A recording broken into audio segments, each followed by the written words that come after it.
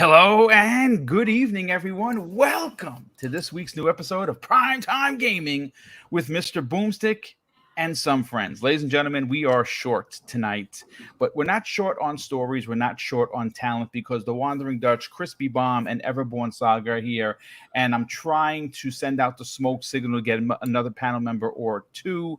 Right now, Mag is enjoying vacation. He's probably drunk again. So, Mag, if you're listening, don't swim and drink. Just drink. Sit on the side and just bake in the sun.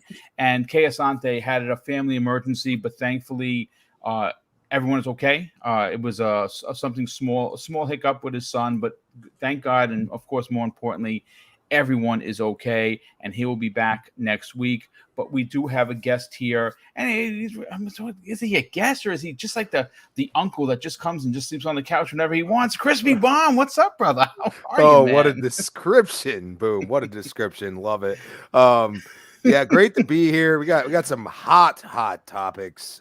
We do, and also the L's just keep coming for those crazy fanboys. I'm sorry. Oh man, you know, lots of L's, and it's funny because it was a report over the weekend that we're kind of going to dip our toe into that. Suspiciously enough, digital purchases for Vita and PlayStation 3 games were becoming expired even. And the date 1969 said that they have expired since then. Really interesting. It was a good year. Stuff. It was a good year. It was a year before I was born, so at least I'm not older than the year that's in question. And it makes you wonder, is this more of the behind-the-scenes stuff that Sony is doing to add to their streaming service, which is launching potentially in June, from what we understand? And listen, it's certainly worthy of a conversation. We're not going to spend too much time on it. I'm going to pull up the article from VGC, and we'll read it in tandem, and we'll get our opinions on it. But Wandering Dutch, brother, how are you? And welcome back. Yes, thank you. I am very good. I had a very nice weekend hiking. Oh yeah, I saw the pictures. Absolutely, that's gorgeous shots, dude. Yeah, several hills, many miles, but no, it was a nice break from staring at screens and working and things all the time. Yeah, it is. Yeah. No, that's absolutely awesome. And of course, I've been working hard on getting the showcase ready for not this weekend but next. So that's almost done now. I'm ready to rock and roll. But looking forward to getting at these topics and speaking to you fine gents again.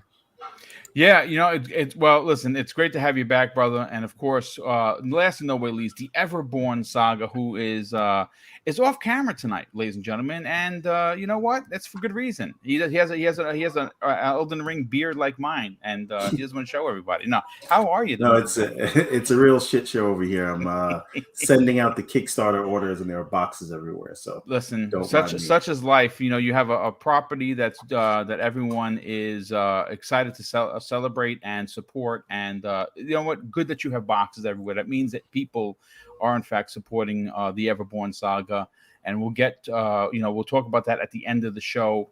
But ladies and gentlemen, let's go into the breaking news. Epic Games has announced that it has received $2 billion worth of investment into its metaverse development, half of which comes from Sony.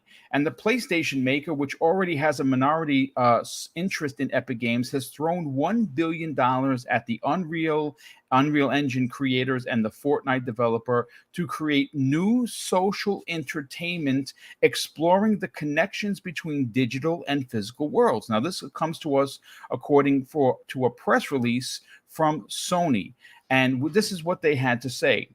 As a creative entertainment company, we are thrilled to invest in Epic Games to deepen our relationship in the metaverse field, a space where creators can use and share their time. Now, this comes to us from the Sony Group President, Chairman, CEO Kenaricho Yoshida in a press release. And he continues. He says this.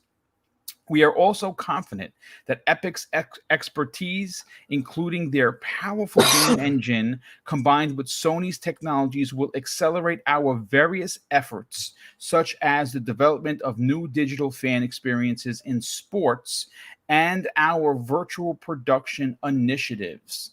Now, the question that has been asked by many people on the socials, as well as people right on this panel, is, well, what exactly does this mean for PlayStation gamers? And, originally we thought it meant a big fat nothing burger. But you know what? Sitting back on this, Kay Asante and I were talking today, and we came to the theory that this actually might be a much bigger deal for fans of Fortnite. And I say that if you play Fortnite on PlayStation, because as we know, and like I said in the opening, they are launching their new streaming service in June. And right now, for me at least, it doesn't seem like it's worth anything. I would not invest in it outside of cloud saves because, well, you can't save your games for free. So that somehow or another, if I don't want to lose all of my progress and my system gets bricked, I would have to still continue to pay for PlayStation Plus in some way or another.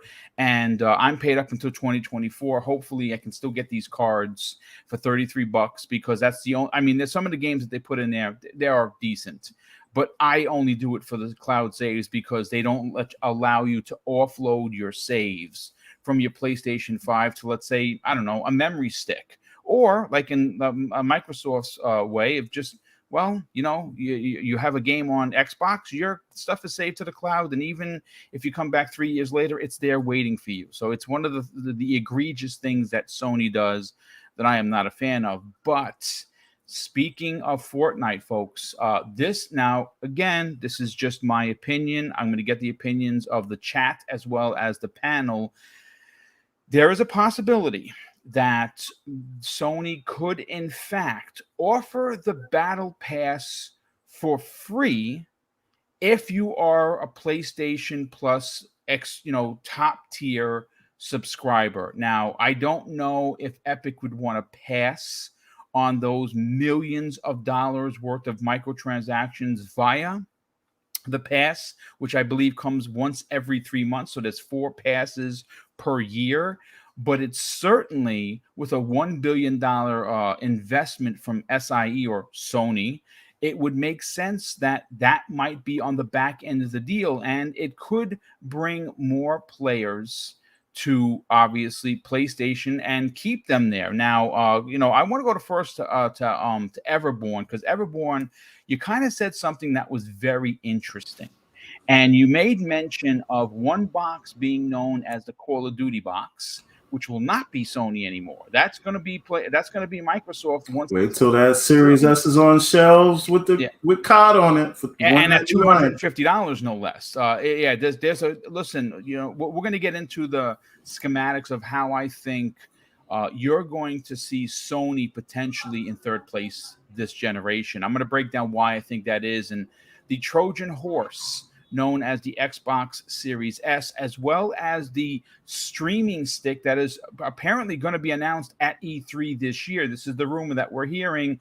If that streaming stick and this box known as the Series S drops to $250, and somehow or another they close this deal, and COD is first party, and COD is in Game Pass day and date, I think Sony finds themselves painted in a corner. But you know what, Everborn, I want you to to elaborate on your point. You said one box would be known as the Call of Duty box, i.e., the Microsoft's box. But also, if this does happen to go through the way we're discussing, could Sony's PlayStation 4 and PlayStation 5 be known as the place that you can play Fortnite? Well, so again, this is all, we're in speculation town, right? Down I have a theory alley. And people ask, how does Sony compete with, a nearly $70 billion purchase and the biggest or one of the biggest franchises going to their competitor, and at least being in control by, being in control, their competitor controlling this IP, which means they would basically get whatever Microsoft gives them, or whatever Microsoft is gracious enough to give them. A way that you compete is you find a way to ingratiate yourselves in the minds of the casuals with the other biggest name in gaming, which would be Fortnite. Yep. Now, again, we're not talking about hardcores here, right? We know that most of the money in the console space or in gaming in general, but let's call it the console space, that money's coming from Fortnite and COD. Yeah. Right? Yeah. 100%. And so we know, should this deal get closed, and we're pretty confident we think it'll get closed, unless some shenanigans are going on, which is always a possibility. But, 80-20, whatever, right? But if it gets closed, the Xbox, whether the game's multi-plat or not, will be the console associated with COD. And that and that's a big deal, dude. That is a big deal. When the proverbial Timmy's mom goes into that Best Buy, I love it. Timmy's mom, or is her name Karen? That's what I wanted. It better not be. But when she goes into that store and she sees that $249 for now, maybe $199 later on, box of the Series S, and it has Call of Duty plastered all over it, she's going to get it. And that's going to be the box it's associated with. And that's where probably the early content will go, right? There's nothing saying that Xbox isn't going to say, hey, new maps, new weapons exclusive to Xbox, right? There's nothing to say that they won't do that. So that being said, how does Sony compete? They don't have the money to make a purchase like Activision. They don't have the money to purchase EA. So what they could do for pennies on the dollar is buy small stakes in a company like Epic, right? This doesn't mean anything. It's not like now the coalition can no longer use Unreal for Gear 6, but it does mean Sony has a closer relationship. And with closer relationships, there are things you can do. So if you're saying Fortnite Battle Passes maybe are included in your subscription service now, if you can print Fortnite on the box, right? These are the things that you could have in the mind of casuals, right? And casuals see Fortnite on the box. Timmy's mom is buying it. I'm telling you. And she'll have a decision. What does my kid play more, COD or Fortnite? And there's a large number of people. And I don't think that Venn diagram is a circle. I think Fortnite people are Fortnite people and COD people are COD people. So it could be enough money to get for everybody, but this is how you compete when you don't have the same wallet. You make smart investments, and I think this is a smart investment for them. And it's very short of buying Epic, but I don't think this means anything for you as an Xbox player, me as an Xbox player, but I do think it's smart in terms of winning the hearts and minds of casuals. They have it today, but will they have it tomorrow? This is how you can fight against Microsoft. Well, a lot of people drop the hammer. But to your point, a lot of people have been asking, what is Sony going to do? Like, the people are waiting for the haymaker. That's somewhat the size of a Bethesda, somewhat the size of an Activision Blizzard. I think that Sony's what they're doing is the right way. And you said something that was really important. Before I get to that point, I want to welcome in Web Dave, who has answered the call. The bat signal went up, and he just swung in like a superhero. Dave, we're going to get to you in a second, brother. Welcome, and congratulations on some of the work that you've been putting out. Really good stuff. Great community, interviews. So we'll get into that momentarily. But to continue with Everborn's point, I understand that Sony hasn't done a Bethesda move as of yet. They have not. They certainly haven't done anything that's the size of Activision Blizzard. And Everborn's point about they just don't have the money to do that, that's in fact absolutely true. What's interesting though is in the last 18 months, they have acquired 7 studios, one of which is Bungie. And I think the Bungie one is pretty big.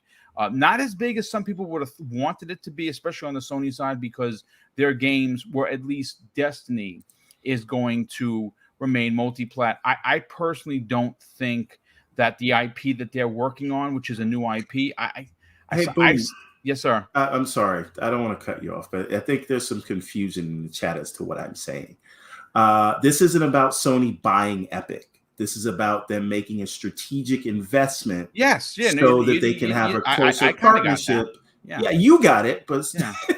but no. So it's not about them having the money to buy Epic. It's not about them taking away anything. I think if they can work out a deal, some sort of marketing deal for Fortnite to have their box associated with that, They will do that. They right. absolutely will do that. And if it comes in the form of exclusive perks, or like you said, Battle Pass in their PlayStation Plus service, I think it's a win for them. And I think that is, at least in the minds of the casuals, not the people here who are listening to this, we are the hardcore, but in the minds of the casuals, if they can convince them to associate Fortnite with their box, I'm just saying that's how you compete with COD being associated with Xbox. That's all I'm saying. No, and that makes perfect sense. Listen, before I bring in Crispy Bomb in the conversation, I got to catch up some super chats. Been quite a few of them.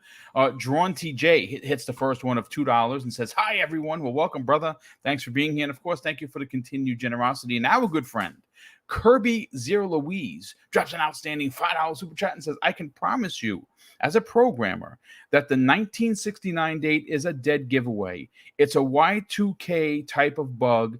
Ask your parents if you don't know what that is." Yeah, I know exactly what that is, of course, because I'm old. But yeah, that's pretty interesting, and he's a programmer, folks. He's and a developer, so he understands. He drops an additional $10 super chat, and thank you for the generosity. He says, "So it's not malice from Sony, but incompetence. But regardless, it couldn't be worse timing. Most people will assume malice as the lack of programming knowledge someone like I have." Yeah, I completely understand you, and that's exactly what I thought right away. I said, I wonder if this is their way of denying people the use of their games that they have purchased, in the form of locking it out with expiring content, which that's pretty crazy that the content would expire. But I think what makes this conversation worse, which we'll get into a little bit later, if we're able to get to it, is the fact that Sony hasn't made a public statement, or they're never public facing, which annoys me a little bit about Sony. This happens and just dead silence. No press release. No ensuring the public that don't worry, your digital purchases are okay. Thumbs up from us. It was just an error. You don't get any of that, and I think that is why a lot of people are a little disturbed with it. Drawn TJ drops a couple of super chats. He drops another one of $5, says Sony can't afford a big publisher and definitely can't afford Epic Games. Yeah, no, we definitely know that, brother. He drops an additional $5 super chat and says the most Sony can spend in this year is $13 billion. I don't know if they're even going to spend that much. I don't know. I mean, it's $13 billion is a good amount of money, and you could lock down a Square or a Capcom. Oh, you can lock down Square for sure. 100%. Yeah, Square. Or maybe Square's one, around but that. Still, you can definitely take a major player off the board, because if we're not talking about 2K or EA, every other publisher that we all care about could be around for $5-6 billion. Yeah. So you mean Sega? Hey, careful, Dave. Technically. Don Otaku. Hey, Don, welcome back to the program, brother. He drops a very generous $10 super chat and says, "This is one of the many investments that Sony has made into Epic, but the Series S and Fortnite Series S has Fortnite and Rocket League pre-installed last holiday. I don't think anything will change anytime soon." Yeah, so that's very true. And Drawn TJ drops a very generous $5 super chat and says, "It's a smart investment for Sony. Plus, why would they even want to buy them in a perfect world? If anything, they would go for Capcom." Yeah, Capcom would be, man, that would be huge. But Crispy, let's get your opinion on this, brother. I mean, the $1 billion investment, Sony continues to make these moves. And you know what? I just want to quote Kei Asante, because obviously he couldn't be here tonight. And he said when we were talking on the phone today, he goes, $1 billion for Microsoft is a bit of a drop in the bucket, facetiously. But for Sony, not so much. So this is a big investment for Sony. There's no doubt about it. And there's got to be some back end conversations on what they could bring to the PlayStation as exclusive, and I think that's something with Fortnite is going to happen. Now, it's not the game itself, because the game is the game, but certainly exclusive content, or at least PlayStation player first content. Where do you fall on the $1 billion investment, Crispy? Boom. Isn't it ironic that this comes out right after this whole coalition tech demo? Isn't that kind of ironic? It's not ironic. I think it's very strategic. So, I mean, Sony still knows how to play hardball. I mean, come on, they've done this for, decades upon decades. Sony's been making things that go against competition far longer than really even you think about Microsoft. Their hardware was like more important, and they're kind of still stuck in that. They still don't have that software mentality, which software is really becoming king now. They've always been a hardware company. If you really look at it, everybody remember the Walkman? Everybody remember the Betamax. The Betamax. Think about that. Betamax, the CD, their CD Walkman, the tape deck Walkman. Forget about it. And they've always been competing against competition. Toshiba, eventually, down the road, like Samsung and Sony are considered competition because they make, similar hardware. So it's one of those things where I go and say, this is just a strategic move by them. Now, what is it for? That's really what we're getting at. I mean, let's be honest. Okay, what's the reasoning behind this? And this is all speculation, people. So anybody trying to take this like we're telling you that this is happening, we really have no clue. The fact is that there's got to be a reason for Sony to drop $1 billion. There has to be a reason. And I think the reason could be Fortnite. Maybe something with the VR. They were talking Meta. You never know. Something VR exclusive from Epic. So it could also be that, somebody brought up, it might have been before the show, season pass. You know what I mean? Like if it's right in the subscription service, that makes sense. It would be perfect. Literally, that's the perfect drop for. I mean, again, how many times have we talked about in the last couple of weeks that this service literally offers nothing? Now, even to the diehard Sony fans, this service does not offer anything to its fans, but you throw in a free battle pass every quarter because you're paying the $18 or the $120 or whatever it is for the year. Dude, that changes the conversation a little bit. And that makes me have to tip my cap to Sony, because that's being extremely current thinking. What's hotter than Fortnite? Not many things. But if you add that battle pass as a perk, man, that changes the conversation, Crispy. It does. It changes it completely, and it's a smart move. You can't play ball with the big dogs if you don't have the damn money. But you could throw a little slash out there with the fingernail or something. You know what I mean? Like, hey, I'm here, and this is where we're gonna get into other topics. So I'm gonna leave it at this. What they're doing is plain and simple what they can do, and also being strategic about it. If they're setting themselves up for a play of trying to get a major, like, dude, that battle pass, that will get people to play on PlayStation. 100%. It really will. And I'm not a Fortnite fan. Okay, it's not my bag. I do like that they got rid of, there's a mode where you can not have the building. I might go and try it. Yeah, no build mode. Yeah, apparently it's very popular. Yeah, and that's them reinventing themselves once again. So you got to give them credit, dude. Like, and it's such a simple thing, really, if you think about it. You know what I mean? So now you have that, and they know the popularity, and there's metrics, there's numbers out there. Okay, Microsoft knows the popularity. I mean, if you really want to be honest, Epic is not going to say no to $2 billion from Microsoft to say you're putting it. If Game Pass, they're a Game Pass subscriber, you get that same thing. And there's nothing, I'm sure, that says that Epic can't go and do that. You know what I mean? So don't think that couldn't happen as well. But as of right now, like, I'm with you. It's got to be something, even if it's in the VR space, maybe Epic's experimenting with stuff like that. We don't know. You know what I'm saying? So indeed, especially with Unreal 5, I mean, they're probably trying to make this thing as moldable as possible. You know what I'm saying? So that could be another part of it. But I mean, it's definitely a smart move on their part. I mean, you can't deny it. No doubt about it. Real quick, Joshua Goodson. First of all, Joshua, welcome to the program, brother. He says what a lot of people are thinking. A battle pass is not enough. Sorry, not sorry. And, you know, I added the not sorry, but he's right. Look, here's the thing. I don't think the $18 a month, which if you were, once this thing gets rolling, and all of the stat chasers out there that know their business, like a Benji Sales, you know, Benji really knows his stuff when it comes like to the stats. You know, we'll get something from Jeff Grubb of Sure, of course, because Grubby knows his stuff as well. We'll get an update of how many are going for the $18 a month versus the $120 a year. And I have a strong suspicion it's probably going to be halved.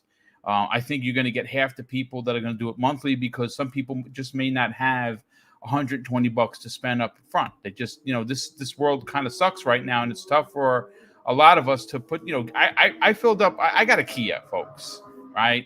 And I filled it up $64 here in New York for one tank of gas, bro. Just short of a Microsoft game. That's freaking bonkers. Tesla game. That's all. Yeah. No. Well, listen. Mrs. Boom and I are saving for something else. Tesla, not part of that conversation. I just had a long conversation with Boom the other day, trying to like bring him over to the electric car cult. So I like what you're putting down. But listen, but to your point though, yes. Or to your earlier point, forget about who's going to go $18 versus $120 a year. Who's going to choose that tier? Because I haven't heard anyone that has said they're excited about it. Even the most like hardcore, like zealots, aren't excited about that tier. I've seen some spaces which I don't go on. I've never been in a space, folks. I'm proud to say that space is just not my bag. I've seen some things that people have said that people have DM'd me. Hey, this person said this, and I'm like, well, you know, that's their opinion, but it's not one that I agree with. So, listen, I don't know, Dutch. Try and make sense of this. $1 billion for any company is a lot, but for Sony, it's a lot more. And I'm not saying it to be disrespectful. They're a $1 billion company. They're just not, you know, they're just not a $2.5 trillion company like Microsoft. Now, I think this is a fine move. I think it's a fine move if what we talked about in the interim comes to fruition. If somehow or another that Battle Pass becomes a part of the conversation for their streaming service, I think it's a giant W for Sony. A lot of people are going to disagree with you because it's now day and date. And listen, I don't play Fortnite, folks. I have no investment in it. You know, so to me, it doesn't matter. But I'm saying that for a service that, as it stands right now, does not offer its fan base much of anything, in my opinion, I honestly think that this would be big. Now, is Sony going to do it? Well, time is only going to tell. But Wandering Dutch, what are your thoughts on this, dude? Yeah, to be honest, I don't make much of a $1 billion investment. At the end of the day, Microsoft has an ongoing partnership with Epic. They do. They sure for do. many years. And their resources and investment in Epic and Unreal boils down to engineer level, so they actually help with the technical aspect of aiding the development of the engine going forward. So I think that is a more finite investment in their product and their engine than a $1 billion investment would be. Of course, they've invested their own money in the engine themselves in order to help Epic create this engine in the first place. Secondly, when they had the large legal battle in court with Apple, who was it standing side by side with them? That would be Microsoft, sir. Yeah. Good point. Who wasn't? Sony. So if they really wanted to discuss the intricacies of storefronts and have somebody fight side by side with them in a court case against a much larger conglomerate, i.e. Apple, they're not going to Sony's not coming to the raid. Sony's not assisting them. It's Microsoft that's coming to help them. Why would that be? It's not just for financial reasons, of course. It's because it's got a much larger partnership and much larger working relationship together outside of monetary gains. A lot of people always look at the monetary gains of things and value that above expertise. And the thing you've got over on Microsoft is they've been creating engines for game development purposes well before Sony were even in the console space. Of course, we know that from Direct 3D and onwards, and obviously DirectX, which is the pretty much the tantamount to the basis of where most games are essentially running from these days. There is some form of DX, whether it be DX11, DX12, or DX12 Ultimate now. The vast majority pretty much require it in order to run. So yeah, it's as much as I would say, yes, they're probably going to get more little things that go along with this investment. That would probably be more as a thank you for investing in us. Yeah, here's some more characters put into Fortnite. You're going to get a little bit more of a kickback from some of these sales. But if that's what pleases them, then so be it. But at the end of the day, there is no Sony bundles with Fortnite attached to it. Yeah, even right now, it's funny. Someone had made mention of it. The Series S bundle that I bought my nephew Tyler came with Fortnite and Rocket League, in there with a bunch of DLC and things. It's two games the kids love. And again, as Everborn mentioned before, if you see like a parent that goes in there, knows Fortnite, because every parent knows Fortnite, unfortunately. Yeah, they sure do. Parent goes into a store, says Fortnite. Have you got something with Fortnite? They're not just going to point out the thing. Yeah, we've got the new Xbox Series S with Fortnite and Rocket League and loads of coins, and you can play that like straight away. It's already pre-installed. You don't need anything else. Okay, brilliant. I'll pick that up. Or you're going to get, right, okay, well, I'll pick up is it a PlayStation 5? I'll get a PlayStation 5. And have you got that Fortnite as well? Oh, Fortnite's free, just needs to download it. Right. Okay. No, because that's not a product seller. At the end of the day, like you see something on a box, even though Fortnite is technically free, with that Fortnite bundle, you're obviously getting coins to spend in-store and get new skins and get all this stuff. So that's more of a selling point on that front than anything else. So it's to me the 1 billion investment is more Sony just and from their point it makes sense because it's them investing in an engine that they heavily rely on.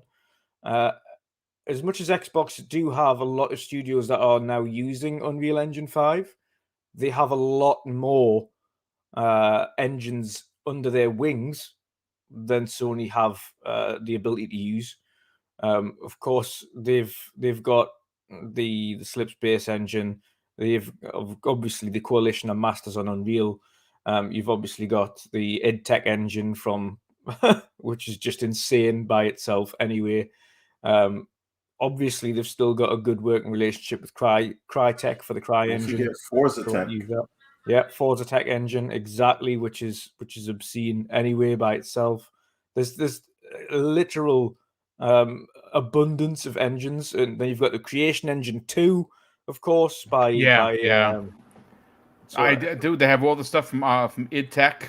IdTech is another one. They literally have so many engines. It's bonkers. They're about to have the COD engine, which is even crazy. Hey, but here's the thing, Dutch. My question on this is which was always weird to me about Sony and Epic. Sony's biggest games do not use Unreal. They're using Decima engine. Yes. Sony Santa Monica uses their own engine for God of War. Mm-hmm. Yeah. So what is this really about? And I don't think they know. I'm going to quote Pactor here. I see. I don't think they know what the metaverse is. They're just using it as a buzzword to look like they're investing in the future. And that's not specific to Sony. That's everybody. And the reason I'm quoting Pactor is because he pointed out when Microsoft announced the Activision deal, Satya was talking about the metaverse and Phil didn't mention it once because he knows it's bunk. So yeah. You know, there's that. And Donald Taku, thank you so much. I was going to read that one. That was next, brother. Let me read that for everyone to see, because it is a big deal. Hold on just a second. Let's see. Okay, Donald Taku drops not one but 2 additional super chats, $1 to $5. He says this: Everborn, I finally read chapter 1 of the Redlands, and I can't wait for more. It has so much quality that it's hard to believe it's independent. Okay, so listen, Marvel. Camera for that one. Yes, Marvel. If you are listening, if you go and sign this man to a book deal, get that part of the Marvel Comics label. That would be dope. And he drops an additional $5 super chat. Thank you for the generosity there, Don. He says this: I was skeptical at first, seeing as you're a Sonic fan, but I see having bad taste doesn't interfere with your skills as a comic artist / writer. Just kidding. That was worth the $5, sir. Thank you. The Sonic movie was great, though. That Sonic movie, I didn't see it, but I'm hearing some awesome things. I said it was better. And we had one from Bunty. Bunty dropped he's been a channel member for years. Let me find where it is, Bunty. Hold on just a second, brother. He says this, Bunty, sup, Boom and panel, enough respect. Keep up the good work, Boom. Well, thank you, brother. Yeah, this is a loaded week for shows. And before we get, before I bring in Dave, I just want to make mention and just funnel you folks over. Friday mornings, Breakfast with Boom is our $300 giveaway. Mrs. Boom and I have secured $300 of super chats that have come in, minus the 30% that those nice folks over at Google take before we get anything. And we're giving away a total of 8 gift cards to your choice. 4 $50 gift cards as well as 4 $25. It's our big Easter giveaway, and that is that show's going live 10 a.m. Eastern Standard Time. And Noof Nukem is going to be joining us and talking about, well, whatever it is that will be happening that particular day. But Dave, let's get your opinion on this. $1 billion from Sony invested into Epic Games. How do you find this to be? Is this a good move for Sony, or maybe could have bought a couple of studios with that? Well, I agree with just about everything everybody's saying. That it, I mean, the reason they put the money out there is because they're wanting to get something for it, and they're not a charity organization by any means, but they are definitely working with the with VR, and this could be something that they're Unreal Engine 5 and VR. Maybe there's something that they're working with that. There's definitely something in the works. It's not it'd be great if they did do, it makes sense. The Fortnite, kind of the throw in with the Battle Pass type thing on their, on their service. I'd love to see it. I'll be honest with you. It definitely would give Sony a talking point for sure. Definitely. But it's, there's something we don't know, and this isn't, it's enough money to get them going. I mean, and they mentioned, this kind of passion project that they're working on. So maybe it's going to be beneficial to Sony in the long run, to support this, because whatever they're supporting, they're going to have either a stake in it or they're going to get the benefits of it. So it's going to be worth it for them to put that kind of investment in it. That's got to be the only reason Sony's going to be doing something like that, is that they're getting something for it. Like I said, they're definitely not a charity type company, which is, I mean, it's no company really is, but I mean, there's definitely a difference between some of the ways that Sony looks at things compared to some of the other companies out there. Listen, Dave is saying is Sony hasn't been buying Epic drinks all night for no reason. Exactly. Hey, come on up to the bar, buddy. Oh my! I don't know. Quote the great Denzel Washington: "They're leaving there with something." Exactly. Indeed. And who doesn't love Denzel Washington? Listen, real quick, Zatanna Bathory drops an outstanding $2 super chat. She says this: slap that like button. Well, thank you so much for the generosity. And of course, I always forget. I always get scolded by Randall Thor. He tells me, Boom, how many times do I got to tell people to hit the like button? Because sometimes they just don't, and they forget. They're not doing it to be mean. Yep. And I always forget. I just take for granted that you enjoy the content, and of course, you're going to hit the like button. And Well, that's my failure as a host, but you know what? It is what it is. Listen, what a great way to open up the show, ladies and gentlemen, and we got to get into a topic. Now, this is a roles reverse. We'll be talking Xbox here. And I pulled a story from the fine folks over at the Video Games Chronicle, short for VGC.com, and they ran a poll. They ran a story with a poll that was taken regarding PlayStation gamers and Nintendo gamers. What would get them to come over to Xbox, but more importantly, support Xbox Game Pass? And apparently, now, folks, let me be completely clear here. It's only 2,400 people that were polled. 1,200 U.S. adults, as well as U.S., of course, and then 1,200 adults in the U.K. Now, this research comes to us from YouGov.com, and apparently this poll is what we're going to talk about. And we were talking about, we're going to go to Crispy first on this. Crispy, you wanted to just gnaw on this piece of meat because you and I are on the same opinion. Call of Duty. Now, listen, online Call of Duty, it's just not for me, right? I don't play Call of Duty. This is meaningless to me. But I'm a single player Call of Duty guy. I always have been, and I've always talked about it. I quite enjoy it.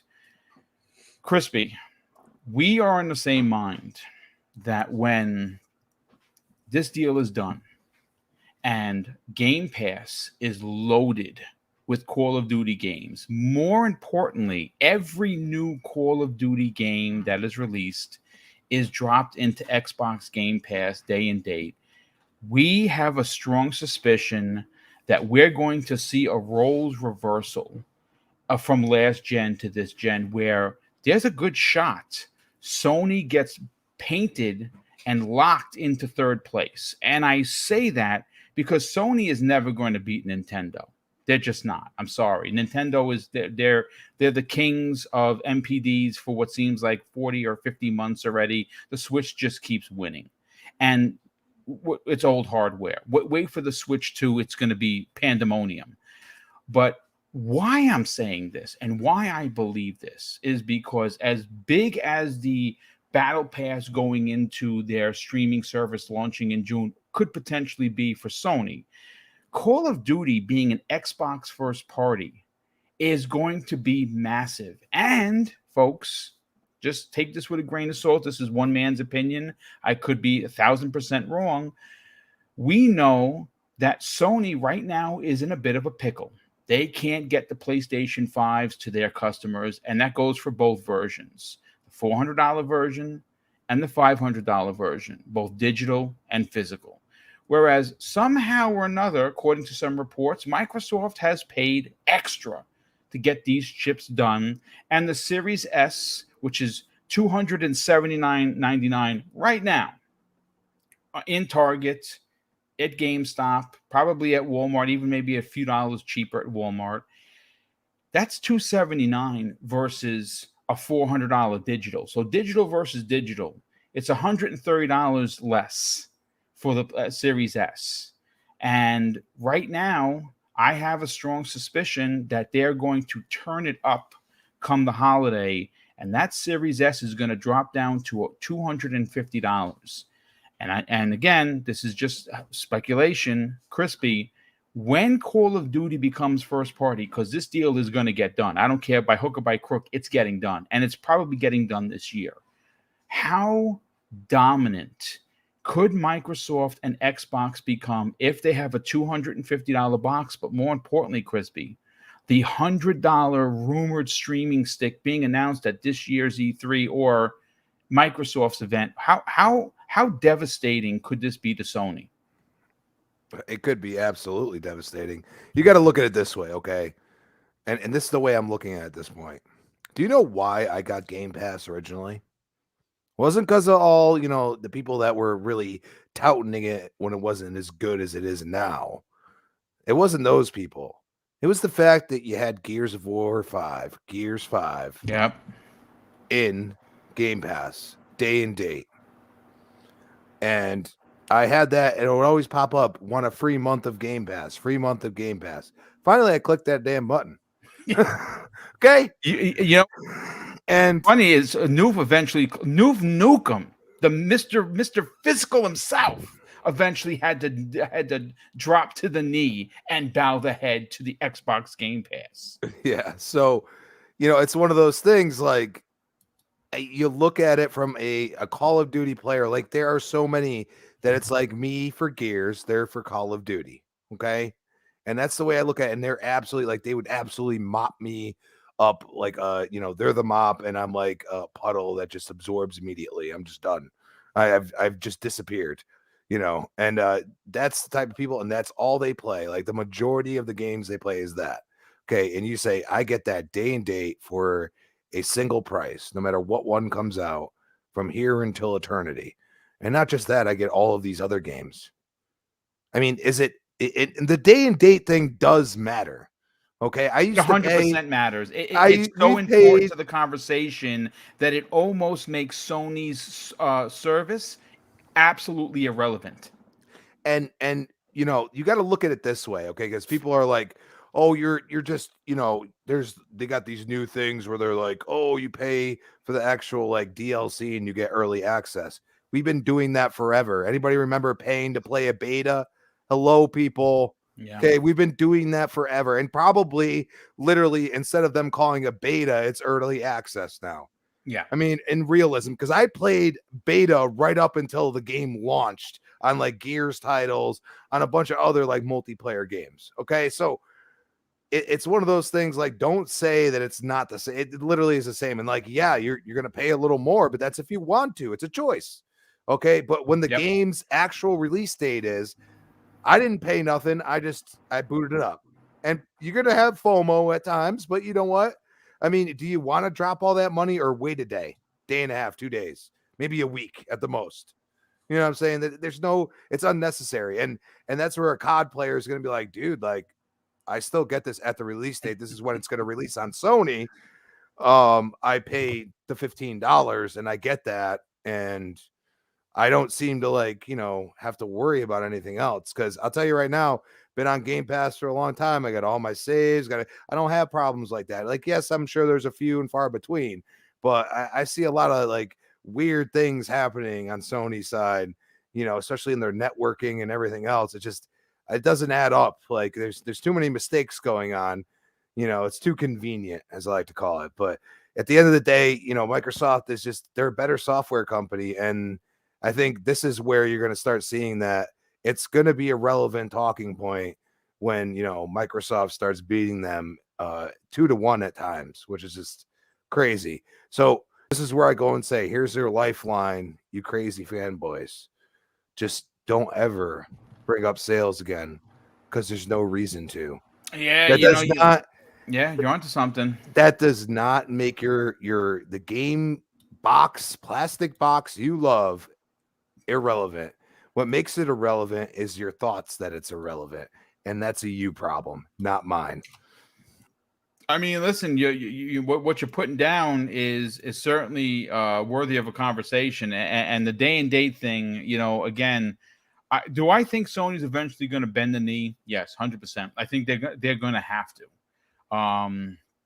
Is that something that they're going to do anytime soon? No, I just don't see that happening in the first year.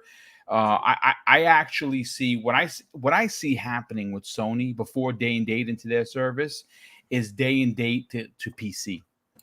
Like Hey, the Boom. next God of War, I have a strong suspicion that's launching on PC day and date. Now, is that launching this year? Well, all signs say no, but you never know. What do you want to say something, Everborn? Yeah, so I think Jim Ryan agrees with you that they're going to do day and date because he was super non-committal in the interview he did.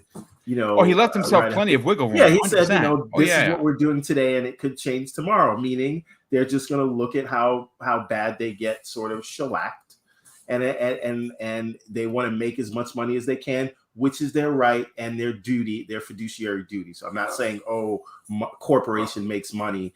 Obviously, that's the goal, right? Everything is a cash grab. Everything you've ever loved is a cash grab. Accept it, right? That's not my point. My point is they are going to go day and date at the last possible minute. Now, the question is, will they do it with enough time to actually gain traction? And I don't know what the answer is to that question. But they're definitely going to do it because Jim Ryan said, he even said it. This is what we're doing today. I can't speak for tomorrow.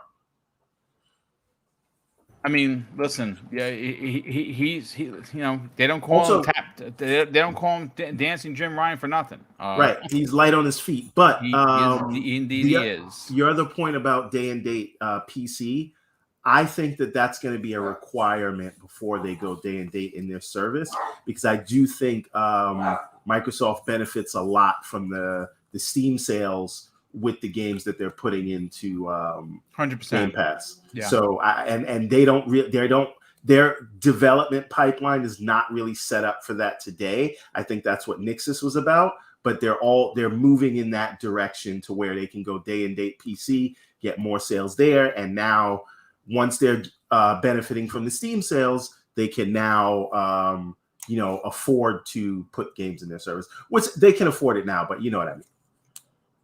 Yeah, no, absolutely. Listen, let's being that you're on the mic, let's get your opinion on this. Look, Call of Duty online, like I said, for me, is not that big of a deal. I'm not going to play it, but that's I'm the minority in the conversation. I'll play it if it's in Game Pass and I don't got to pay $70 for it. Well, I mean that's I mean, I still wouldn't play it. That's just me. I'll play the single player for sure. Multiplayer, yes, that's what I meant. Sorry. Yeah, I could care less. But one of the things that you and I talked about, you obviously you are the creator of the Everborn saga, so you understand what advertising is all about and how you're supposed to get your product from conception to print format and get it out there to the people, or get it somewhere where people can see it. If Microsoft is able to slap anything that says Call of Duty on the Xbox Series S, and this again, I'm not the only one saying this. We've heard this from Jeff Grubb. We've heard this from Jez Corden. A streaming stick is coming. That's their other Trojan horse. When that does release, and they can slap Call of Duty on this box, it's a wrap. Sony's going to find themselves in a bit of a pickle. What are your thoughts on that? Well, I think it's a bunch of things, right? It isn't even only COD, right? So by the time this deal is done, we're not talking about this, maybe this holiday season, but that's still not enough time to do anything with the box art or anything like that. Right. So let's call it next year, right? Maybe the year after, depending on when this deal is closed, considering they're going to be skipping a year for COD anyway, right? But by the time COD comes back in that single player instance, and it's holiday season, and the box will maybe be under $249 by that point, because we'll be 3 years into the generation, and you're considering the all access, and you're considering the GameStop sales pitch, right? And you're considering the the new report about chip priority, right? When you put all those things together, you have you have content that is tier 1, right? You have a product that is available on shelves, and you have it at a mass market price. I don't know how you compete with that. I don't know how anyone competes with that, right? Because this is the thing people don't understand. Like the Series S. And I think we're going to see this soon. The Series S, like the Series X, is competing with the PlayStation. The Series S is competing with Nintendo, right? Yeah. We're talking about that casual market. And even though the Series S looks great in terms of visual fidelity in most cases, right? So like the people that are casuals, they just want to get a next gen box and it's right there on shelves and it has the most popular game in the world. That's it. Game over. Like somebody in the chat, someone explain to me how you compete with that in the holiday shopping season. Because like, and listen, if you're asking me, and I had to choose, I am choosing God of War 10 times out of 10 versus COD. I'm choosing Spider-Man 2 10 times out of 10 versus COD, right? But we are talking about, mass public, casual buyer. What are they choosing holiday season? I don't think Sony's amazing exclusives can compete against what I just talked about. How, Sway? Somebody tell me. I don't know. So, and as amazing as God of War is, I don't think it competes with all of those market factors. Right? I mean, look, God of War is going to be big because obviously the 2018 was Game of the Year and it was a masterpiece. I know there's going to be some people like, well, I didn't really like it. Boom, I like the other one. You know what? That's okay. I'm not going to argue with you. I loved it. It should have been my Game of the Year, but Assassin's Creed Odyssey stole my life, just like Elden Ring has stolen it this year, and it just edged it out. And God of War was a masterpiece. And the next one I'm expecting is going to be just as good. Hopefully, it doesn't release in the state that Horizon did. That was packed with bugs. I mean, obviously, I haven't gotten back to Horizon. I know they've patched it a few times, and I'm eventually going to get to it this year because I'm a big fan of Aloy. But I think you're onto something. Look, the issue at hand is Sony games are $70, right? Activision games right now on PlayStation here in New York, $76.43, folks. That's what you got to pay to get a new game. But if you are a frugal gamer, if you're a gamer on a budget and you want to get the most bang for your buck, and somehow the next Call of Duty is in your Game Pass, and Game Pass still stays at $15, let's just say, because they're really going to put the screws to them. A lot of people saying, oh no, when they get to the Activision, they're going to raise it to $18 to match Sony's thing. I don't think that in fact is the case at all. I think that because they're going to get so many new subscribers, they won't need to. I think it stays at $15 unless they do an ultimate package, because obviously this year at some point Ubisoft Plus is coming, and is that going to be included? Is that if we have an understanding that's going to be a separate thing, but they could be a bundle. And if it's bundled, I'm just going to get the bundle because I'm going to get Ubisoft games day and date, same way you do Xbox Game Pass, and that's only on Xbox. That's not for Sony. So that's another big hit. Let's bring in Dutch. Hey, Dutch. just before, and I'm sorry, Dutch. Just one more thing. Yeah, I know we're talking a lot about COD, but we cannot forget what World of Warcraft could potentially. Oh no, do. dude! Listen, this it's funny because when I was talking to Asante today, I was in the original belief that COD wasn't that big of. It was a big deal, but it was a much smaller deal than everything else when looking at the overall package, right? King is going to be monstrous for Xbox and Microsoft because I like I said, I don't have any inside track to this. I think you're going to see Xbox for mobile. I think that's coming. It's going to be $5 a month is what that's going to be. A lot of the Xbox IPs into sort of mobile games. Yeah, 100%. But again, and I brought this up over the weekend on GCP with Asante. Do you know how many subscribers there are paid? First of all, do you know how much it costs for World of Warcraft a month? No. $15. Okay. Last I checked, and someone please fact check me, there are 25 million subs in World of Warcraft. Wow. Which is conveniently the same number of subscribers to Game Pass, who is also priced at $10 to $15. Now, what happens if you say, hey, Warcraft fans or subscribers, you're now also a subscriber at Game Pass? What does that do to the numbers? Okay, just convert it. 50, just doubles right. it. So, and that's the thing. And those are all PC gamers. And we know Microsoft is serious about PC, and they want to make. Well, that's why they also PC don't mind Game Pass subscriptions. What's that? They also don't mind converting subscriptions, as we know they have done with both EA. Oh, yeah, When that absolutely. blended They've done in, that. Yeah. and with Xbox Live Gold, as you know, that converts straight to Ultimate, or at least Game Pass.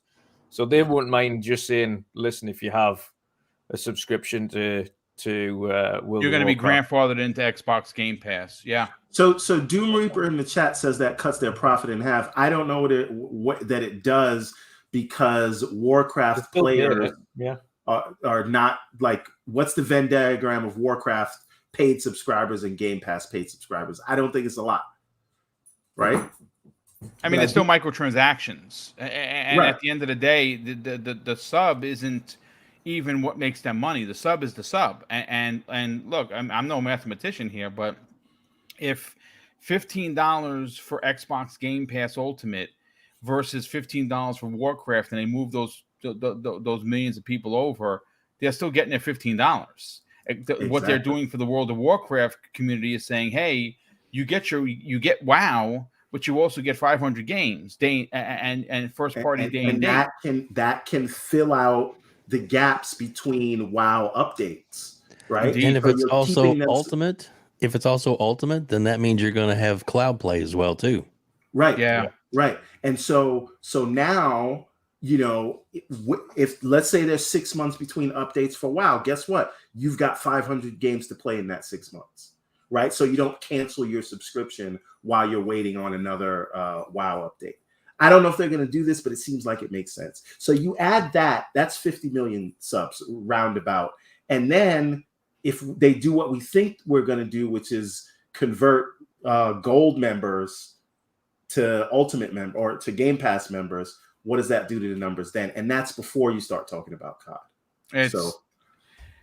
They are positioning themselves quietly to potentially become the market leader, and I think that the question that must be asked and will be asked frequently moving forward once this deal is done is exactly what Everborn asks: how do you compete with that? And the answer is I don't. I put it to this way: Jim Ryan is up late at night worrying about this. I am telling you for a fact that when he was sitting down at his mansion, because he's got a big old mansion, and he was sipping his tea and read this, and someone broke the news, sir, they did this, that, and the other thing. He spit the tea out. He spit it out all over, and so whoever was standing in front of him, and no one saw this coming. Certainly not Jim Ryan. This caught him. Again, it's one of many times this generation that Microsoft has literally caught Sony with their pants down, and this is monstrous. And originally, I didn't really put Call of Duty at the top of my thought process, and I sat on it when I was writing this topic, and I saw the poll. And again, the poll's only 2,400 people. But I can guarantee you that if like, say, for instance, IGN, they're a big conglomerate. If I do a poll, no one's going to give a shit. That's the reality. If IGN does one, I'm sure you're going to get a couple of 10, 15, 20,000 people to take that poll.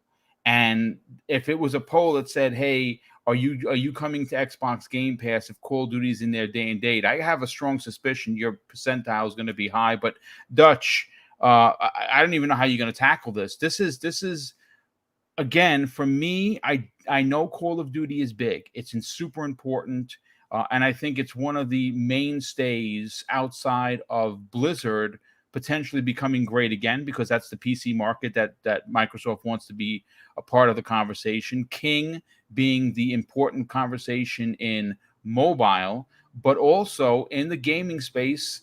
Even though I don't feel it's the biggest IP, Call of Duty is the biggest IP. And when that's first party, Sony is in trouble. What are your thoughts on this?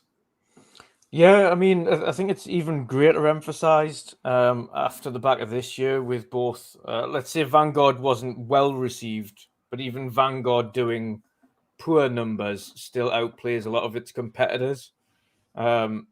When you look at the way that Battlefield was received this year specifically, and the fact that they've literally just ditched the game, when we're talking about the way that they're treating their community and the game itself, even the developers and everybody else, by the looks of things, when the community are giving feedback, they're not even bothering to respond or even giving them a timeline of when things are going to be fixed. And essentially, there's not going to be any additional content added to that game. They've just ditched Battlefield 2042 and moved on. Yeah, I think Now- they said they had under 1,000. I just saw the report. Literally, it came into my feed from VGC that there was less than 1,000 people playing Battlefield 2042, which is Ouch. bad. When you look at those as well, and this is when we talk about why we're talking about Call of Duty, because even a poor Call of Duty has tens of hundreds of thousands of people playing that game, even poor ones. And the bad taste from Battlefield for a lot of Battlefield fans will push them towards the likes of Call of Duty. Yep. For future franchises. Future titles in the franchise. And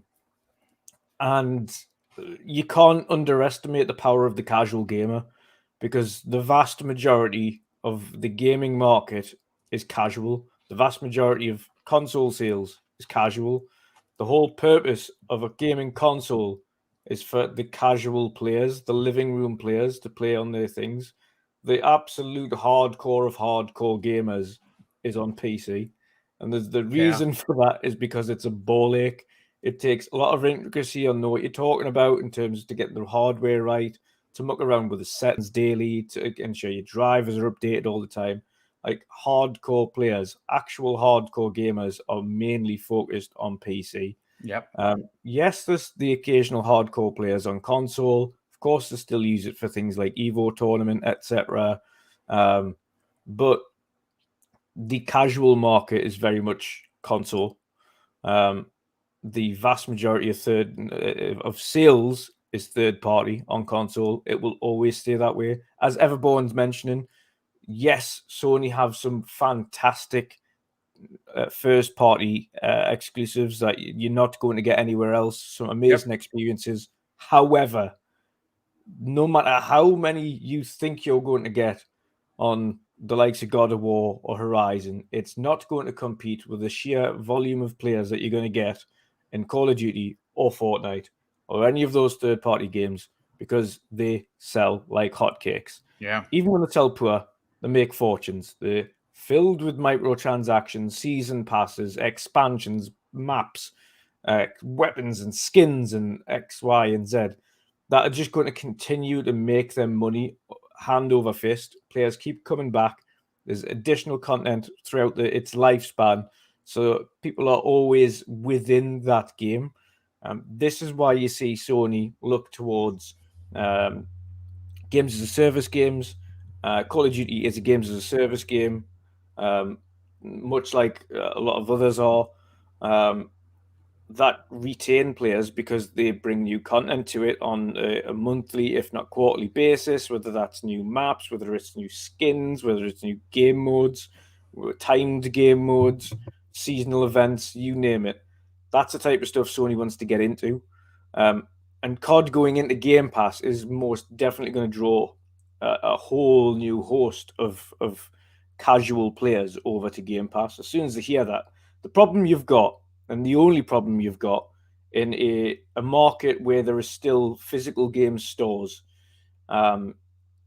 is primarily they're not going to be trying to push Game Pass as much as they're going to be trying to push physical sales of discs, because they still want to be trying to ship units. They have all in these game shops, of course, as you know, whether it be the small or the large, will be still trying to shift units they've purchased themselves in order to make the money that they've got or need. Absolutely. So even though Game Pass will 9 times out of 10 be better value for the money for the consumer, are game shops always going to be focused on the consumer, or are they going to be focused on making money? And again, unfortunately, in a very financial based world, it's the business over consumer the 90% of the time. So they're always going to be pushing something that's going to make them more money. They could push bundles, Game Pass with a console, etc. But are sales staff that keen on doing that, or they're just wanting a quick sale to make sure they get their quotas in? It's definitely the first one. Yeah, no doubt about it. Real quick, special Nick from the Xbox eras in the chat. Nick, what's up, brother? Hopefully you are doing well. We definitely got to get you back on this program when you get some time. Real quick, a big shout out to Splendiferous. He says this in the chat. It's called good business, Boom. Tell Sony to buy some rat burgers. Let me just catch up some of the super chats that have come in. Splendiferous drops a $2 super chat and says, Boom, I think those nice people at Google love you. Yeah. You know, listen, I'm always going to be politically correct. And yeah, they're fine folks over there. Viper, we have Gamer by Choice. Hey, what's up, brother? Welcome back to the program. He drops a $2 super chat and says, Boom, never say never. Nintendo could be dumb again. Listen, they absolutely could, but it's highly unlikely. Viper XT, who's been a member for 18 months of Here Comes the Boom. He says Sony needs to wait for their games as a service titles to be ready before doing day one in the service. Their big games are a 1 month sub and cancel type of games. Yeah, you know, you might be onto something. I mean, even if a game's 40 hours, you could probably put 40 hours into a week in one of their games and then be out. And of Scrub Nurse, who's been a member of Here Comes a Boom for 2 years, 32 months, folks. Thank you so much, Scrub Nurse. Definitely appreciate the incredible support. He says Call of Duty gamers will go where they can get the most the bang for their buck and get the exclusive extras like maps, guns, etc. And that's one of the things the Game Pass perks will come into play in a big way for Call of Duty players, because obviously it's going to be first party and Microsoft can pretty much do whatever they want. And Brett Bingham drops an outstanding $5 super chat and says, yeah, Boom, Xbox caught gym dance moves doing the no pants dance. Oh my God. I don't want to see that. Listen, ladies and gentlemen, we had over 350 people here. We've lost some because obviously Colt Eastwood is doing his show at 8 o'clock. And a big shout out to Colt for doing the double crossover show last week. He is going to be a guest. I'm sitting down with Colt Eastwood one-on-one on the 21st of April on the new episode of X Vlog Live. This week we have Ains joining me from Season Gaming, and then the week after that we have Asa from Game On Daily. So we have a really stacked deck for the next 3 weeks of the Thursday 1 hour show.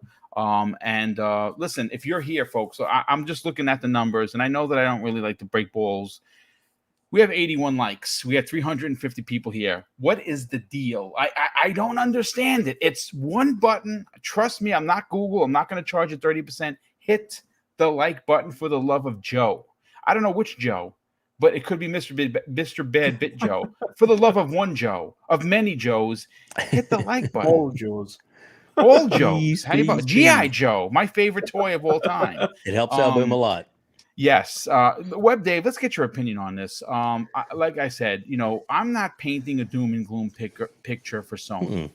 Sony is the market leader currently. Yep. Their first party games are magnificent. I know that I've been a little hard on Horizon because of the bugs, but the game is gorgeous. The game story is amazing. The character models are second to none, and their first party games are the best in the business. Now, people are going to disagree and say, no, Boom, I'm a multiplayer guy, so their games mean nothing to me. And if that's the case, I hear you. But when you take a step back, Dave, and you look at this big picture, Microsoft seems to have caught Sony flat-footed. And I say that because, right, they have a cheaper console. The console right now is $120 cheaper than their digital version. The PS5 digital is $400.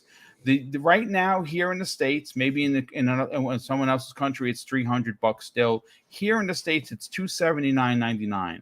It's $120 difference. That's almost a year worth of Game Pass, and in Game Pass right now there are over 500 games.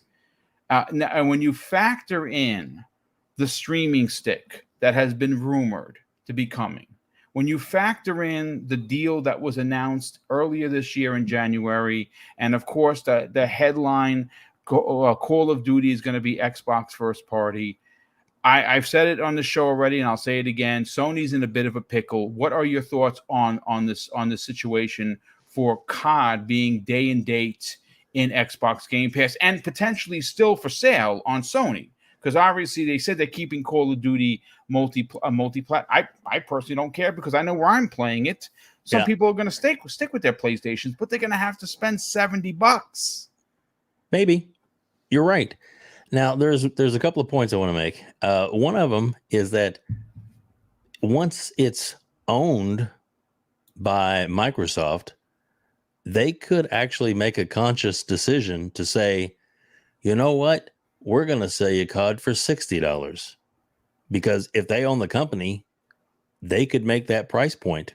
And it would not be Sony's choice. And they could even say, look what we're doing for the Sony players. I mean, as far as goodwill and be like, oh wow, that's pretty awesome. They may not, but that's something they could do.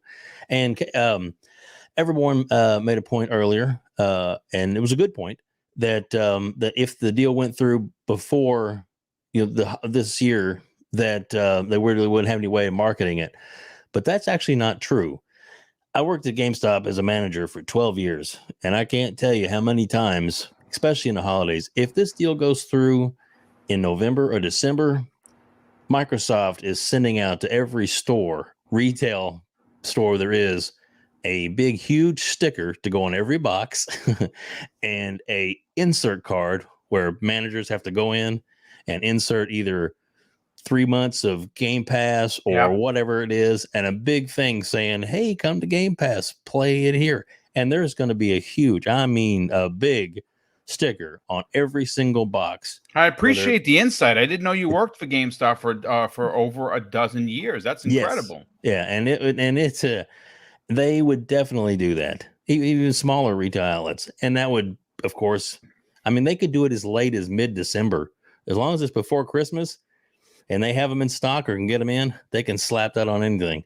And with the stick, if that does come out, whether it's this year or next year, dude, that is going to be one of the biggest things to change as far as for Game Pass, because there's a lot of people that can't afford a console, or it would be a lot easier on them financially if they could get their kid a stick with a controller and maybe a 3 month. I have a feeling, Dave, that's going to probably drop for about $100. Yeah, which seems about right, because a controller, an Xbox controller, is $65.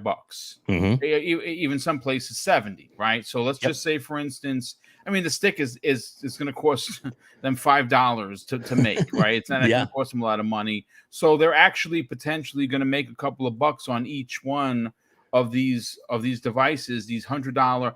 And let's call a spade here, folks. Even if you have an Xbox right now, I am almost certain if you saw this for $100, you're going to buy one just because you're curious. You can take it with you on vacation. There's your box right there. You don't got to carry your console with you. This is it's going to be a big deal. But to your point, I didn't know that they would actually do that, and it makes me wonder if they really want to try and get this done before the holidays, because at any point Microsoft could just say, Call of Duty is day and date in Xbox Game Pass. They don't need to do much than just flip a switch. That's right. And something else that they could do on this stick, because we haven't heard a lot about it, and yes, it's supposedly in development, but there's nothing saying that they aren't actually working with Roku or Fire Stick. Maybe not Fire Stick, because but Roku for sure, where they could actually do some kind of brand tie-in, be their Roku gaming stick with Xbox Game Pass included for so many months and a controller bundled, and then they have that brand recognition, and then to the parents it's like, well, this is a streaming stick that I can actually, I can also watch, Netflix on, I can do this, I can do that, so there's definitely possibilities that with besides just being a stick that plays games. So, and of course we know that they are working with Samsung, because even Samsung has mentioned it, that they are working with them. That's been confirmed by both companies, as a matter of fact, Dave. On a downloadable app for their TVs. And if your TV is capable of doing it, then it's something you could download for free, get a controller if your TV is compatible, and sync it to your TV instead of syncing it to your PC or whatever, and then sitting in the living room playing your games. So I mean, anything is possible, and they're on the right track. And I guarantee you, in meetings, this is the thing that they are working on the most, is trying to get the deal done and trying to get COD to everybody, to let everybody know that this is going to be the best deal, and it's Xbox. Yeah, it's a great point. I mean, it's like I said. I think look. We're only speculating here, so we don't know for sure.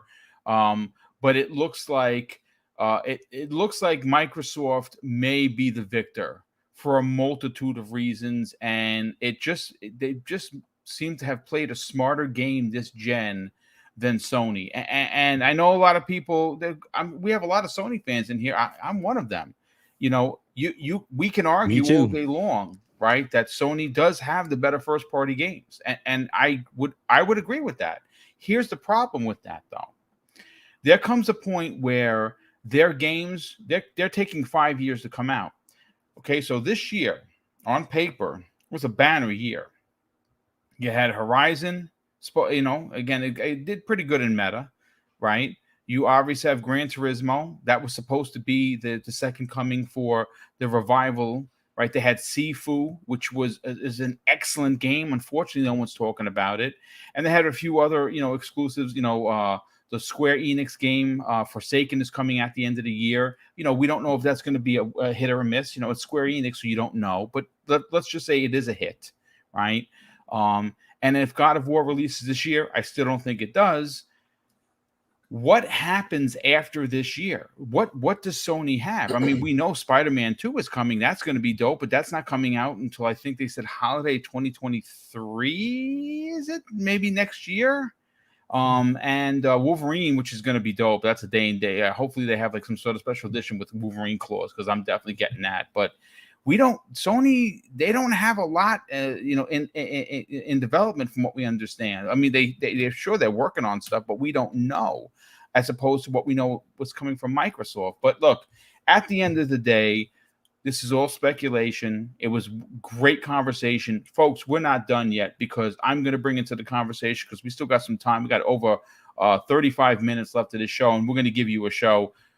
Wow. I'm looking at a story pulled from Eurogamer regarding Battlefield 2042, folks. It's not good. It is so bad. I'm going to give you some numbers that's going to devastate the conversation. Get ready. Here we go. According to Eurogamer, and the story comes to us from Victoria Kennedy, who reported on this today, just a little while ago. Reset Era has revealed that only 979 players were shown playing Battlefield 2042. But here is where the kick to the balls comes in, because 2018's Battlefield 5, folks, had nearly 18,000 concurrent players today. Okay, 24-hour peak for Battlefield 2042 was 2,411. Battlefield 5, which again came out in 2018, had 20,913. And that is bad news. You know what? I want to go to Dutch first on this, because this is, look, I know that the series is eventually going to come back. And I know that the guy running, why is his name ringing up? The guy that brought us Titanfall. Who? Vince Zampella. Thank you, Vince Zampella. My God, brain fart live on the air. Thank you for the save. We know Vince Zampella has been handed the reins. He is going to work his magic, right? But like any bad situation, it takes time to turn this ship around. Battle for 2042 was supposed to be the second coming, right? It turns out not only did it not have a single player campaign, but the multiplayer was a mess, like many Battlefields before. This was not supposed to happen. If people had said you should delay it, EA said no, We're going to put it out there. We think we can fix it on the fly, and the results are in. Is this franchise dead, Dutch? It's as close to dead as it could be without officially being dead. I think it's again, this is the issue you've got with greedy directors that have absolutely no affiliation with the game development, getting involved with decision making on when games should release. If a game is not ready, you don't release it. It's simple as that, because it's just going to hurt. At the end of the day, they care about the share price. They care about profits. And what they need to start realizing is if a game isn't releasing in the state it should be releasing, then you can kiss goodbye to that share price and that profit, because it means absolutely nothing if that game doesn't perform. And the game will not perform if it isn't a working game. And that you can see that by the numbers. And I think the only thing that is going to save grace for Battlefield now is when that eventually, and it'll be probably next month, drops into Game Pass.